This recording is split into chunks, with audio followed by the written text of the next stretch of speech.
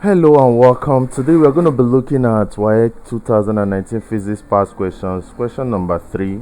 In an elastic collision, momentum is conserved as well as A. Velocity, B. Kinetic energy, C. Potential energy, D. Speed. An elastic collision is a form of collision where there is no loss in kinetic energy. So whenever you have what we call elastic collision, it simply means a collision where there is no loss in kinetic energy. No loss in kinetic energy. That means the kinetic energy is conserved. That's the meaning of elastic collision. Any collision where there is no loss in kinetic energy.